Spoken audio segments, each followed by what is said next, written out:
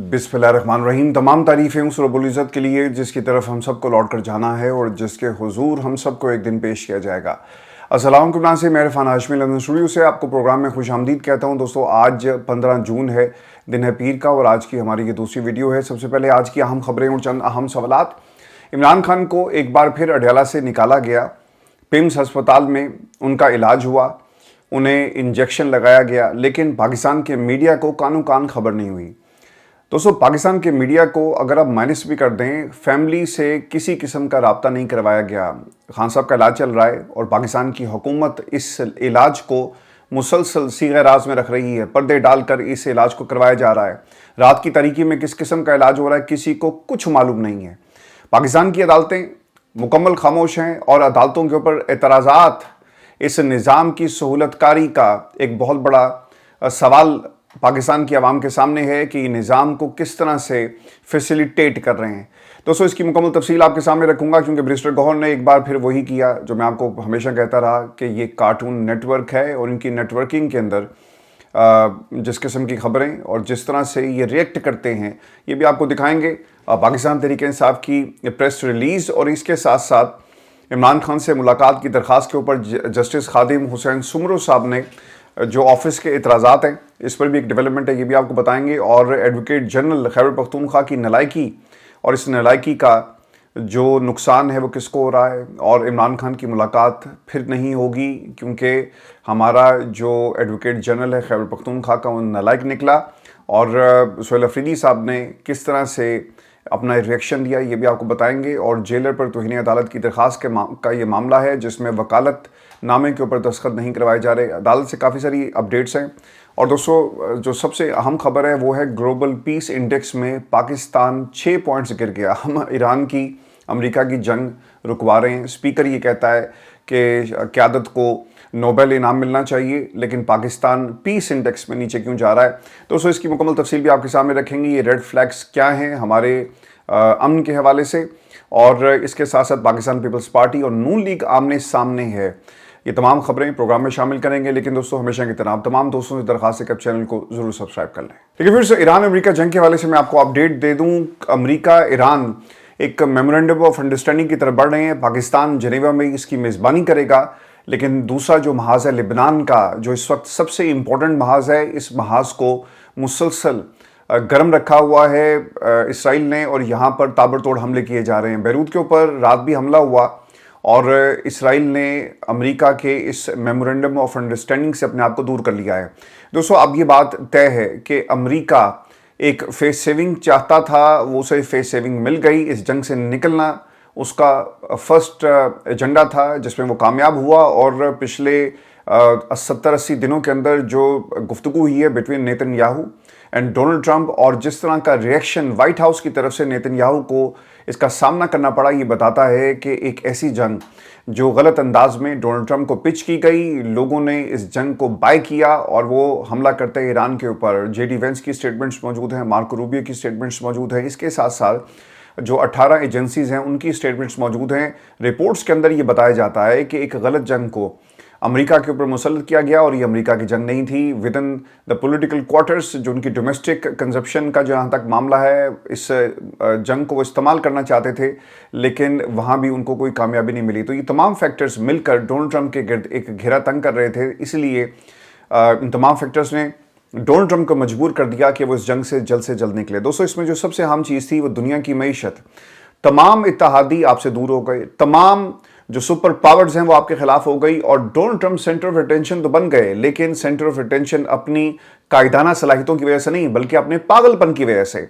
और आज Donald Trump ने वो रास्ता निकाल लिया जहां से बहरी बेड़ों को वापस भेजा जा रहा है, नाकाबंदी को ख़त्म कर दिया गया।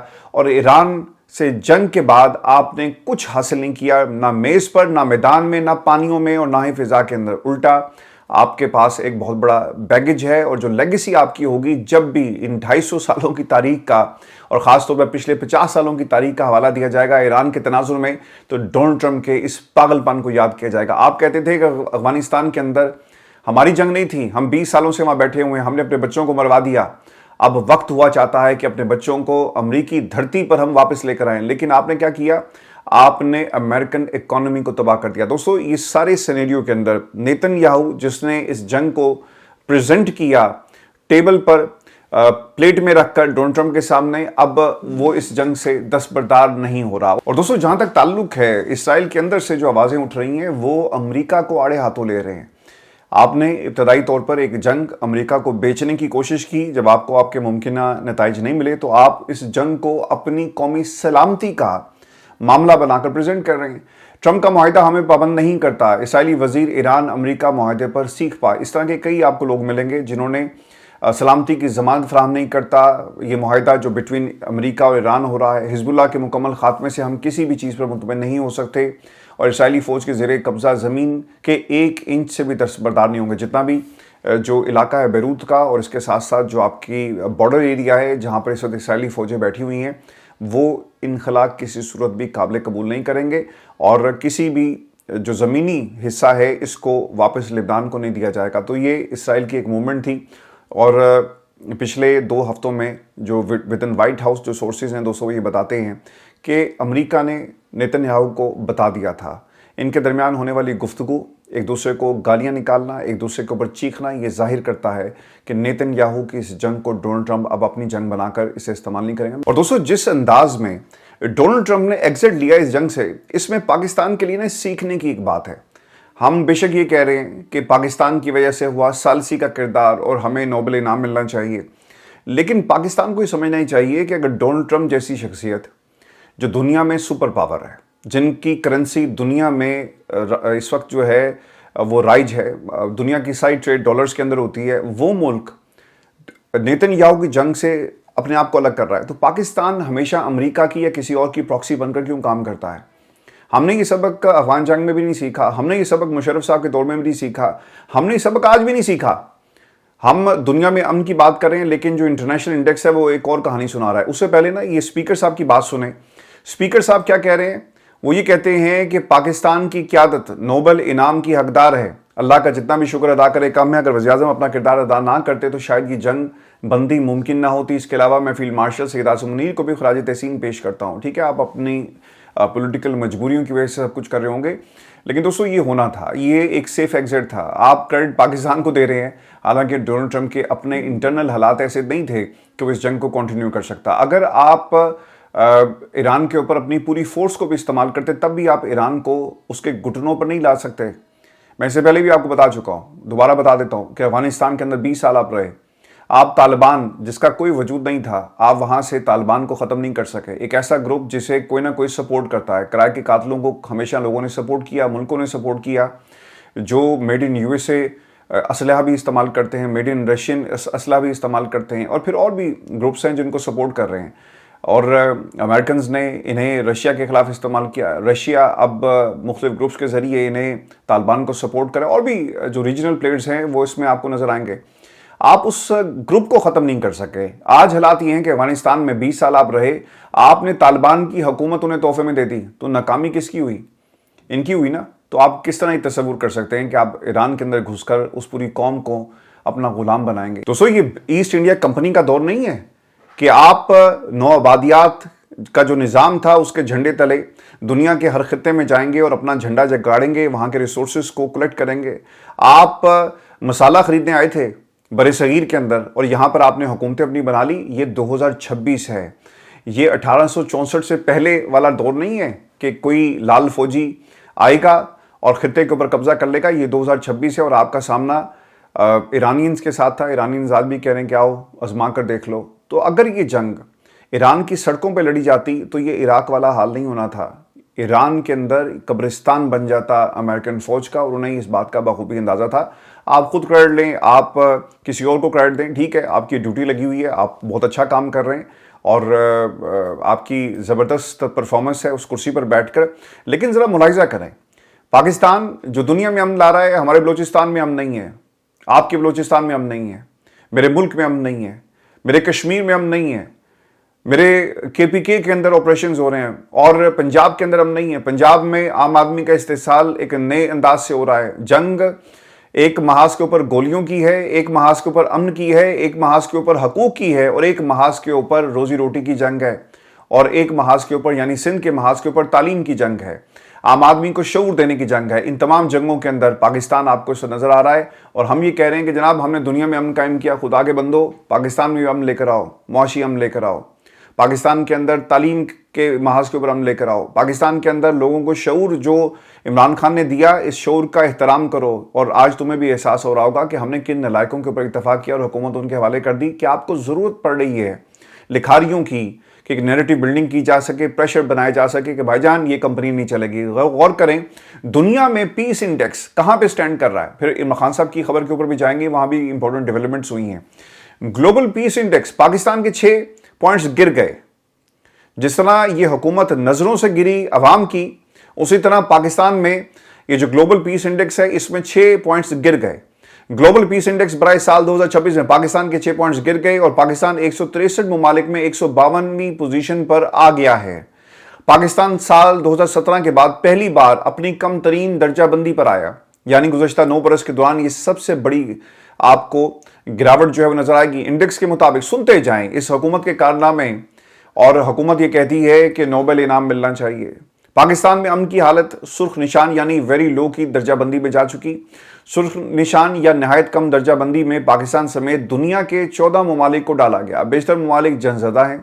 امن کے لحاظ سے پاکستان سے بہتر رینکنگ والے ممالک میں چارٹ رینکنگ 145، یوگینڈا میں پاکستان سے بہتر حالات ہیں، رینکنگ ان کی 130، ایتھوپیا میں 138 ہے، روانڈا میں 114، انڈیا میں 127، لیبیا 125، عراق 140۔ عراق کے اوپر تو ابھی حملے بھی ہوئے ہیں، وہاں سے تو ایک خفیہ ان کی بیس بھی پکڑی گئی، وہاں آپ کو زیادہ امن نظر آتا ہے، لیکن پاکستان میں امن نہیں ہے۔ آپ جن کی نوکری کر رہے ہیں ان سے ذرا سوال کریں نا کہ پاکستان بھی امن کا جو گہوارہ بن سکتا ہے، ہماری پالیسیز تمہاری پالیسیز نہیں بن سکتی، ہماری پالیسیز عوام کی پالیسیز ہوں گی، لیکن ہم یہ ہوتا ہوا نہیں دیکھتے۔ پاکستان میں عام آدمی کا استحصال ہوتا ہے۔ اور دوستو انڈیکس کے مطابق جنوبی ایشیا میں پاکستان کم درجہ بندی میں صرف افغانستان کی ہے، بھوٹان، نیپال، انڈیا، بنگلہ دیش، سری لنکا پاکستان سے کئی درجے اوپر ہے، اور کسی کو سرخ نشان نہایت کم کیٹیگری میں ڈالا گیا۔ جبکہ دوسری طرف اسپیکر صاحب نے جو کہا کہ ہمیں نوبل انعام ملنا چاہیے، تو یہ ہماری ترجیحات ہیں۔ دوستو میں اب آپ کو خان صاحب کے حوالے سے خبر دے دوں، اور میجر ڈیولپمنٹس یہ ہوئی ہیں کہ آج کچھ لوگوں نے جس میں بیرسٹر گوہر بھی شامل تھے، اور جس طرح اس نظام کو یہ بندہ فیسیلیٹیٹ کر رہا ہے نا، پاکستان میں اسٹیبلشمنٹ کے اپنی پراکسیز بھی نہیں کر رہی ہوں گی۔ عمران خان کو پیمز ہسپتال لایا گیا اور ان کی آنکھ کے علاج کا 5واں مرحلہ مکمل ہوا، انجیکشن لگایا گیا۔ یہ پیمز ہسپتال کی ریلیز ہے۔ معائنے کے دوران طبی حالت مستحکم رہی، رپورٹ میں آنکھ کی حالت میں بہتری ظاہر ہوئی اور فالو اپ ہدایت کے ساتھ واپس جیل بھجوا دیا گیا۔ بیرسٹر گوہر یہ کہتے ہیں کہ عمران خان کو ہسپتال منتقل کرنے سے پہلے اہل خانہ کو اعتماد میں لیا جائے، علاج کے دوران خاندان کے افراد ذاتی ڈاکٹرز کی موجودگی میں ہونا چاہیے۔ بشرا بی بی کے حوالے سے بھی تشویش جو ہے وہ پائی جا رہی ہے۔ پی ٹی آئی پریس ریلیز، تحریک انصاف نے سابق وزیر اعظم پارٹی کے قائد عمران خان کی طبی صورتحال پر تشویش کا اظہار کیا۔ گزشتہ روز انہیں سخت سیکیورٹی میں پیمز ہسپتال منتقل کیا گیا، جہاں انہیں 5واں انجیکشن دیا گیا اور پھر اڈیالہ جیل واپس بھیج دیا گیا۔ یہ مسلسل عمل ان کی صحت کے حوالے سے سنگین سوالات پیدا کرتا ہے، اور عمران خان کو طویل تنہائی میں رکھا۔ یہ جو ان کی وہ باتیں ہوتی ہیں جس کے اوپر ہمیشہ ہمیں پریس ریلیز کے اندر یہ تمام جملے نظر آئیں گے۔ اچھا، اب اس میں نا جو سب سے امپورٹنٹ چیز ہے، میں آپ کو نا دلیل کے طور پر، اور دوستو ان ریئل ٹائم ہم جو ہے بیرسٹر گوہر کے ٹویٹر اکاؤنٹ کے اوپر جائیں گے اور ان ریئل ٹائم آپ کو دکھائیں گے کہ بیرسٹر گوہر کی جو ٹویٹر کے اوپر اس وقت کس قسم کی سٹیٹمنٹس ہیں اور انہیں یہ کب معلوم پڑا، اور پھر جو فضل الرحمان صاحب نے کچھ باتیں کہی ہیں وہ بھی آپ کے ساتھ شیئر کریں گے، کیونکہ فضل الرحمان صاحب نے عمران خان کی رہائی کا مدعا پارلیمان میں اٹھا دیا۔ 1 گھنٹہ پہلے chairman P T I barrister Gohar Khan parliament کے بجٹ سیشن اٹینڈ کر رہے ہیں۔ اچھا، یہ نا بندہ اپنی تشہیر وہاں پہ کر رہا ہے۔ اگلی ٹویٹ کیا، I have just been informed 6 گھنٹے پہلے that the Khan Saab was taken last time to PIMS once again for an injection and shifted back to Adiala۔ اچھا، اس بندے نے کیا کیا، اس نے اپنے نا جو نیچے جو میسیجز ہوتے ہیں، جو کمنٹ سیکشن ہوتا ہے وہ اس نے بند کیا ہوا ہے۔ جتنی تنقید میں اس کے اوپر کرتا ہوں شاید کوئی اور کرتا ہوگا، لیکن دس از کارٹون نیٹ ورک۔ اب یقین کریں ان کی پرائیورٹی میں عمران خان نہیں ہے۔ اب پاکستان تحریک انصاف کی جو قیادت ہے اسے سوچنا چاہیے کہ بیرسٹر گوہر جس قسم کی سیاست کر رہا ہے، اس میں عمران خان کو مائنس کرنے والے آپ کو باہر نہیں ملیں گے، پارٹی کے اندر موجود ہیں۔ بیرسٹر گوہر بجٹ اجلاس اٹینڈ کر رہا ہے۔ یار، اگر سہیل افریدی پارلیمان کے دروازے پر احتجاج کرنا چاہتا تھا اور اسے نہیں آنے دیا گیا تو تم کر لیتے. پارٹی کے اندر نا ایک ڈویژن ہے. اور سہیل بھائی آپ کو اگر ایک دن روکا گیا آپ اگلے دن چلے جاتے, لیکن آپ نہیں گئے. تو یہ پاکستان کی عوام کو نا ٹرک کی بتی کے پیچھے لگانا بند کر دیں, جھوٹ بولنا بند کر دیں. سیاستدان اور جھوٹ نہ بولے. دوستو یہ ثابت کر رہی ہے پاکستان تحریک انصاف کی یہ لیڈرشپ جو کارٹون نیٹ ورک بن چکی ہے. یاسر حسین جی تحریک انصاف کو کور کرتے ہیں, ایک صحافی ہیں. انہوں نے لکھا جی کہ ویسے عجیب اتفاق ہے کہ جمعرات اور جمعے کی شب بیرسٹر گوہر علی کے علاوہ دیگر قیادت کے ارکان پیمز ہسپتال سے پہلے پہنچے, اور اب کہا جا رہا ہے کہ اتوار کی رات عمران خان کو پیمز علاج کی غرض کے لیے لایا گیا. اطلاع بیرسٹر گوہر نے ایکس پر دی, لیکن کنفرم اطلاعات ہیں کہ چیک اپ اب جمعرات کی رات ہی کو ہوا لیکن کہیں اور ہوا, اور یہ پہلے بتا دیا گیا. اس کی کنفرمیشن نہیں ہو سکتی, صرف اسپیکولیشن ہے, اندازے ہیں, کیونکہ اس سے پہلے خبر یہ آئی تھی کہ عمران خان کو اڈیالہ جیل سے نکال کر کہیں لے جایا گیا. اور دوستوں اس کے بعد ہم نے دیکھا کہ پاکستان کے ٹیلی ویژن چینلز کے اوپر سے اس خبر کو مٹا دیا گیا, اس کو فوری طور پہ ریموو کر دیا گیا, اور اس کے بعد کچھ صحافیوں نے اس کے اوپر بات کرنے کی جسارت کی, لیکن انہیں بھی خاموش کروا دیا گیا. تو اپنے پرائیویٹ جو اکاؤنٹ سے وہاں پر یہ انفارمیشن ہمیں ضرور ملی ہے. تو عمران خان کو جمعرات کو لوگوں کا یہ خیال ہے جو جیل ذرائع ہیں کہ ان کو نکال کر کہیں اور لے جایا گیا, وہاں پہ ان کا علاج ہوا, اور علاج ہونے کے بعد ان کو واپس یہ پیمز ہسپتال لے کر آئے, اڈیالہ لے کر آئے. اس میں ایک امپورٹنٹ نقطہ جو آپ نے غور کرنا ہے کہ دیکھیں جب بھی منگل کی ملاقات ہوتی ہے نا, منگل اس سے پہلے ہی یہ کاروائی ڈال دیتے ہیں. منگل سے پہلے ہی کاروائی ہوتی ہے, ملاقات کروا دی جاتی ہے بشرا بی بی کی اور خان صاحب کی اس دن, اور اندر جو ہے وہ اگر انہیں کہیں اڈیالہ جیل سے باہر لے جانا ہو پیمز ہسپتال تو وہ بھی یہ کاروائی ڈال دیتے ہیں. تو پاکستان تحریک انصاف کل جی 10,000 بندہ اکٹھا کر رہی ہے. لیٹس سی کہ کس قسم کا منظر ہوگا, لیکن یہ احتجاج معذرت کے ساتھ 3 سے 7 ہے. اس کے بعد جو ہے انقلاب خاموش ہو جائے گا. پاکستان تحریک انصاف کو سوچنا پڑے گا کہ اگر آپ نے کوئی جامع حکمت عملی اگلے کچھ دنوں میں نہ دی, یعنی جون کے مہینے میں, تو پھر آپ بھول جائیں عمران خان کی رہائی کو. دیکھیں یہ بیریئرز ہوتے ہیں, بجٹ پاس نہیں ہوگا, سیاسی جماعتیں نا رکاوٹیں کھڑی کرتی ہیں. پیپلز پارٹی نے کہا نا کہ بھئی پہلے گلیل بلتستان کے الیکشن کی بات کرو, 28 فروری میں ہم بعد میں کریں گے, اور پھر بجٹ کے اندر دیکھتے ہیں کہ ہمارے لیے کیا ہے. وہ آہستہ آہستہ نا ان سے ڈیل کر رہے تھے. لیکن پاکستان تحریک انصاف کیا کرتی ہے, وہ جا کر 3-4 لوگ تقریریں کرتے ہیں, وہ بھی خیر سینسر ہو جاتی ہیں, اور اپنے موبائل سے کچھ لوگ تقریریں ریکارڈ کر کے باہر دوستوں کو دیتے ہیں, وہ پھر اپلوڈ کر دی جاتی ہیں. پاکستان تحریک انصاف کے پاس نا بہترین موقع تھا اپوزیشن کے پاس کہ وہ کم از کم پارلیمان کے اندر اور پارلیمان کے باہر دھرنا دے سکتے, لیکن انہوں نے وہ موقع بھی گنوا دیا. یعنی یہ اخلاقی برتری حاصل کرنا چاہتے ہیں اور اخلاقی طور پر حکومت اور حکومت کو لانے والوں کے اوپر پریشر ڈال رہے ہیں. دوستو میں آپ کو خبر یہ بھی دے دوں کہ عمران خان کی ملاقات کے حوالے سے درخواست اور جسٹس خادم حسین سمرو صاحب نے, یہ سہیل افریدی اور مزمل اسلم کی درخواست ہے جس کے اوپر خادم حسین سمرو نے ریمارکس دیے, ذرا غور کیجیے گا. اور دوستو ایک شخص کی نالائکی اس وقت پوری قوم جو ہے وہ بھگت رہی ہے. جسٹس خادم حسین سمرو صاحب کی عدالت ہی, جسٹس صاحب یہ کہتے ہیں کہ آپ کی درخواست پر آفس کے اعتراضات ہیں. ایڈوکیٹ جنرل خیبر پختونخوا یہ پٹیشن فائل کرنے کے لیے کابینہ نے اس کی منظوری دی ہے. جسٹس خالد سمرو, یہ پٹیشن خیبر پختونخوا حکومت نے دائر نہیں کی بلکہ انفرادی طور پر کی گئی. خادم سمرو نے ریمارکس دیے کہ ہم آپ کو طویل تاریخ نہیں دیں گے, آج ہی حکم جاری کریں گے, آپ بھی آج ہی اعتراضات دور کریں. دیکھتے ہیں کہ آپ آج اعتراضات دور کر پاتے ہیں یا نہیں. سہیل افریدی صاحب پھر جی برس پڑے اور انہوں نے اپنی لیگل ٹیم سے یہ سوال کیا کہ اتنا اہم معاملہ تھا اور آپ نے یہ ایسا کیوں کیا, یعنی آپ کے پاس وہ آرڈر ہی موجود نہیں ہے. آپ نے ہمیشہ کوئی نہ کوئی غلطی ضرور کرنی ہوتی ہے, آپ کو اتنا نہیں معلوم کہ اس درخواست کے ساتھ کابینہ کا فیصلہ لازمی لگایا جانا تھا. اور دوستو پھر اس کے بعد اعتراضات دور ہوئے اور اسے اسلام آباد ہائی کورٹ نے ہونا تو یہ چاہیے تھا کہ کوئی آرڈر جاری کر دیتے, لیکن عدالت کا وقت ختم ہو گیا لیکن کوئی آرڈر جاری نہیں ہوئے. عدالت نے ریمارکس دیے تھے کہ آرڈر بھی آج ہی جاری ہوگا اور اعتراضات بھی آپ آج ہی دور کریں. تو اس کے بعد مکمل خاموشی ہے. لیٹس سی کہ اس میں کیا ہوتا ہے. ایک اور ڈیولپمنٹ یہ بھی لے لیں. اور جیلر پر توہین عدالت کی درخواست, بشرا بی بی اور عمران خان کے وکالت ناموں پر دستخط نہ ہونے کا معاملہ اسلام آباد ہائی کورٹ پہنچا اور عمران خان اور بشرا بی بی کی طرف سے اڈیالہ جیل کے سپرنٹینڈنٹ کے خلاف توہین عدالت کی درخواست دائر ہوئی. سلمان صفدر نے درخواستیں دائر کی, وکالت نامے تاحال نہیں مل سکے. اور دوستو خالد یوسف صاحب ہمیشہ کی طرح اڈیالہ جیل پہنچے ہیں جی, ان کے ساتھ ان کے باقی دوست بھی تھے جو اس لیگل ٹیم کا حصہ ہیں, اور انہوں نے جو میڈیا سے بات کی, یعنی جو ویڈیو پیغام جاری کرتے ہیں کہ 25 مئی سے قانونی دستاویزات جیل حکام کے پاس موجود ہیں. جیل حکام نے نام نوٹ کرنے کے بعد انتظار کرنے کا کہا. قانونی دستاویزات آج بھی نہیں فراہم کی جس پہ اسلام آباد ہائی کورٹ میں توہین عدالت کی درخواست ہم دائر کرنے چاہ رہے ہیں. تو وہ لوگ جو کہتے ہیں نا کہ پاکستان میں امن ہے تو اپنی آنکھیں کھولو. ہمارے ہر محاذ کے اوپر امن نہیں ہے، بد امنی ہے. جب لوگوں کو انصاف نہیں ملتا نا تو لوگ پھر قانون کو اپنے ہاتھوں میں لیتے ہیں. اس کی سب سے بڑی مثال ان صحافیوں کا احتجاج کرنا ہے جنہیں سپریم کورٹ پاکستان سے باہر نکال دیا گیا. اور دوستوں، صحافیوں کو اب اجازت نہیں ہے کہ وہ سپریم کورٹ پاکستان جا سکیں. آپ کے پاس پی اے ڈی کا کارڈ ہونا چاہیے، اس کے علاوہ ادارے کا کارڈ ہونا چاہیے، اجازت نامہ ہونا چاہیے. ٹھیک ہے، اس حد تک تو سیکیورٹی پوائنٹ آف ویو سے یہاں پر بھی اسی طرح ہوتا ہے. لیکن جو پریس کارڈ ہے وہ جاری کیا جاتا ہے عدالتوں کی طرف سے، اور آپ کس کیس میں جا رہے ہیں it is open to public. لوگ کوئی بھی جا کر کسی بھی کیس کی ہیئرنگ جو ہے اسے سن سکتے ہیں. لیکن دا پرابلم از کہ جب آپ عدالتوں پہ تالے لگاتے ہیں، پہلے ہی یہاں پہ نظام انصاف پہ تالا لگا ہوا ہے، اور جس قسم کا انصاف مل رہا ہے اس کو دیکھنے اور آبزرو کرنے کی بھی اجازت نہیں ہوگی، تو پھر اور نظام کیسے کمپرومائز ہوتا ہے. دیکھیں، سپریم کورٹ پاکستان میں اور اڈیالہ جیل میں جو عدالت لگتی ہے اس میں اب کوئی فرق نہیں ہے. وہاں پر بھی عمران خان کے کیسز کو آپ نے مخصوص انداز میں اس لیے چلایا کہ میڈیا پہ رپورٹ نہ ہو کہ ویک پروسیکیوشن ہے، سوالات پوچھے گئے، جج نے آگے سے کیا کہا اور عمران خان نے کیا کہا، یہی وجہ تھی نا.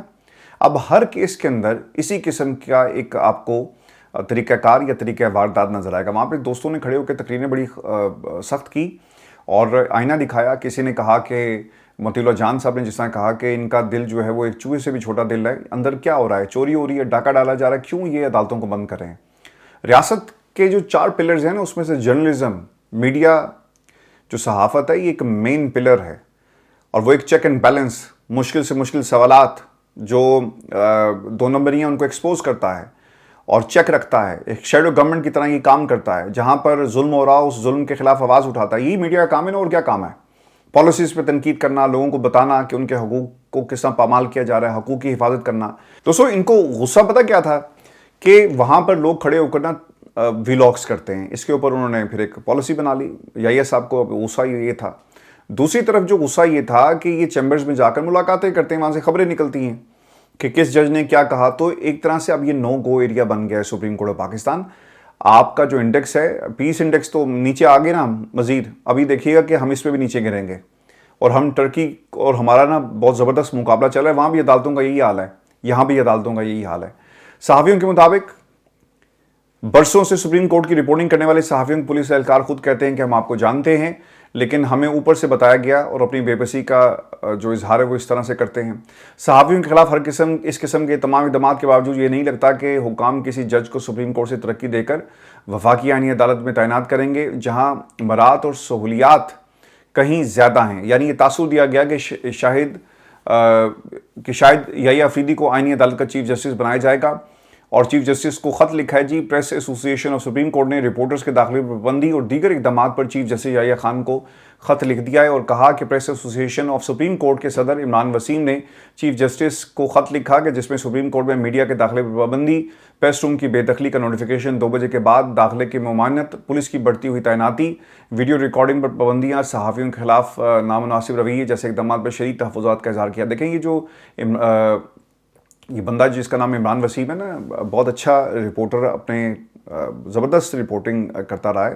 92 نیوز سے اسے دنیا ٹی وی میں لے کر آئے. جب لے کر آئے تھے مجھے اچھی طرح یاد ہے، کامران خان کی ٹیم کے اندر اس کو انڈکٹ کیا گیا، اور ان دنوں کی بات ہے جب یہ پورا پروسیس چل رہا تھا، کیونکہ سپریم کورٹ کا کوئی بہتر رپورٹر نہیں تھا. یہ میں آپ کو نا پورا ایک ٹریک ریکارڈ بتایا تھا. Imran Wasim was very close to Pakistan Tehreek Insaf narrative, اور پاکستان تحریک انصاف کے نیریٹو کو ہمیشہ بتاتے رہے کہ کتنا خان صاحب کے اوپر ظلم ہوا. اور دوستوں، اس کے بعد پتہ نہیں کیا ہوا، انہوں نے پورا یو ٹرن لیا. نتیجہ یہ نکلا ہے کہ جن کے لیے یو ٹرن لیا، آج انہوں نے انہیں کمرے سے اٹھا کر باہر پھینک دیا ہے. It's a very sad day for the journalism of Pakistan. Freedom of expression کے لیے بہت ہی ایک سیاہ دن ہے، اور عدالت کا اس طرح سے عدم اعتماد کرنا صحافیوں کی صحافت کے اوپر، یہ اس بات کی دلیل ہے کہ آپ پاکستان کی جرنلزم سے ناراض ہیں، پاکستان کے صحافیوں سے ناراض ہیں، کیونکہ وہ سچ دکھا رہے ہیں. دوستو، خط میں کیا کہا گیا کہ یہ اقدامات آزادی صحافت، عوام کے معلومات کے حق اور عدلیہ کی عوامی ساکھ کے خلاف ہیں. یہ ان کے الفاظ تھے جو انہوں نے کہے. اور دوستو، پاکستان پیپلز پارٹی اور نون لیگ کشمیر کے محاذ پر آمنے سامنے ہے. ایک طرف عوام اور فورسز آمنے سامنے ہے، دوسری طرف پیپلز پارٹی اور نون لیگ آمنے سامنے ہے. اور آزاد کشمیر نے مسلم لیگ نون کا جو چیپٹر ہے انہوں نے بروقت انتخابات کرانے کا مطالبہ کیا. انہوں نے پارلیمانی کمیٹی کا اجلاس بلایا. اس کے تناظر میں جو کل ایک پریس کانفرنس ہوئی ہے پیپلز پارٹی کی, جس میں تجاویز دی گئی تھی کہ اس الیکشن کو آگے لے جائیں کیونکہ انتخابی مہم جو ہے وہ نہیں کی جا سکتی. تو اب یہ آمنے سامنے دونوں زور لگا رہے ہیں اور اس بات پہ لڑائی ہو رہی ہے کہ جو کشمیر ہے وہ کس کو ملے گا. کشمیر اگر کشمیریوں کو مل جائے اور ان کے وہاں پہ حقوق مل جائیں تو میرا خیال ہے کہ یہی کسی گورنمنٹ کی اور کسی سیاسی جماعت کا بنیادی نصب العین ہونا چاہیے. لیکن کشمیر کس کا ہوگا یہ نون لیگ اور پیپلز پارٹی آپس میں لڑ رہے ہیں, کیونکہ گلگت کا بھی فیصلہ نہیں ہوا. نون لیگ کے اوپر جو اس وقت پریشر ہے ود ان دا پارٹی, اور وہ کوشش یہ کر رہے ہیں کہ کسی طرح اس پریشر کو ڈیورٹ اسٹیبلشمنٹ کی طرف کر کے یہ کہیں کہ اگر آپ نے گلگت پیپلز پارٹی کو دینا ہے تو پھر آپ کشمیر جو ہے وہ نون لیگ کو دے دیں. میں آپ کو دوستوں نون لیگ کی کیونکہ بات ہو رہی ہے, یہ کسی بس خیر ایک بندے کا اپنا ذاتی معاملہ ہے, میں ان کا نام نہیں لوں گا, لیکن اب خبر ایک یہ بھی آ رہی ہے کہ یہ نون لیگ کے منظور نظر ایک اینکر تھے اور نون لیگ کو ہمیشہ سپورٹ کرتے رہے. ان کے بارے میں خبر اب یہ آ رہی ہے کہ شوکت خانم اور تحریک انصاف کو ہمیشہ آڑے ہاتھوں لینے والے نون لیگ کے منظور نظر ایک اینکر تجزیہ کار کینسر جیسے موذی مرض کا شکار ہو گئے, اور اس وقت وہ شوکت خانم ہسپتال کے ہی ڈاکٹرز کی نگرانی میں زیر علاج ہے. جس شخص کو علاج کی سہولت میسر نہیں ہے, جس شخص کو رات کی تاریکی میں تم نکال کر لے کر آتے ہو, اور آج جس پر تم نے ہمیشہ تنقید کی اسی کے ہسپتال میں, اسی کے بنائے ہوئے ہسپتال میں تمہارا علاج ہو رہا ہے. تو ہے نا دنیا گنبد کی آواز. تو انسان کو یہ سوچنا چاہیے, حالات دیکھنے چاہیے. دوستوں ایک خبر رہ گئی تھی, میں معذرت چاہتا ہوں, یہ بھی آپ کے ساتھ شیئر کر دوں. اور عمران خان کی رہائی کے حوالے سے یہ معاملہ فضل الرحمان صاحب نے اٹھایا. فضل الرحمان صاحب یہ کہتے ہیں کہ شہباز شریف ہمارے ساتھ کنٹینرز پر تھے تو کہتے تھے کہ 6 ماہ میں معیشت ٹھیک نہ کی تو میرا نام شہباز شریف نہیں. غریب کی زندگی ہمیشہ مشکل ہو گئی, حکومت معاشی مسائل حل کرنے میں ناکام رہی. آج کے حالات میں عام آدمی معمولی تنخواہ پر کیسے گزارا کرے. یہ JUI کے امیر فضل الرحمان صاحب یہ کہہ رہے ہیں. پھر انہوں نے ایک اور بات کہی کہ عمران خان کو باہر آنے دیں, ایک شخص کی وجہ سے ملکی تناؤ ہے تو اسے باہر نکالیں. مجھے کہا جاتا ہے کہ آپ تو عمران خان کے خلاف تھے, مخالف جیل میں ہاتھ پاؤں بندہ پڑا ہو تو اس کے خلاف بات نہیں کرتے. مولانا فضل الرحمان. خیر یہ تو بات فضل الرحمان کا بڑا پن ہے کہ آپ اپنے مخالف کے بارے میں اس طرح کا خیال کر رہے ہیں, اور اس طرح کے اسٹیٹمنٹس آپ نے دی کہ اگر وہ جیل میں ہے اور وہ اپنا دفاع نہیں کر سکتا تو میں اسے کیا مقابلہ کروں. نکالو اسے, پھر ہم اس کا مقابلہ کریں گے, اور سیاستدانوں کو ایسا ہی ہونا چاہیے. دوسری طرف شہباز شریف صاحب نے جو کنٹینر والا معاملہ رکھا, اس پہ اوبیسلی فضل الرحمان صاحب کو یہ سوچنا چاہیے کہ 28ویں ترمیم آ رہی ہے, تو فضل الرحمان آپ کیا 27ویں ترمیم کی طرح 26ویں کی طرح کیا آپ ووٹ دیں گے؟ اگر آپ واقعی سمجھتے ہیں کہ یہ حکومت مکمل طور پہ ناکام ہو گئی اور اس حکومت کا جمہوریت سے کوئی لینا دینا نہیں ہے, تو جا کر عمران خان کی اس تحریک کے ساتھ کھڑے ہو جائیں. تو جائیں جا کر اڈیالہ کے باہر دھرنا دیں تاکہ قوم کو پتہ چلے کہ فضل الرحمان جو اپنے کہے کا قول و فعل کا پکا ہے, اور وہ چاہتا ہے کہ عمران خان کو اس لیے رہا کیا جائے کہ فضل الرحمان عمران خان کا مقابلہ کر سکیں. اپنا خیال رکھیے ویورز, یہ ہماری آج کی ویڈیو تھی. اللہ نگہبان.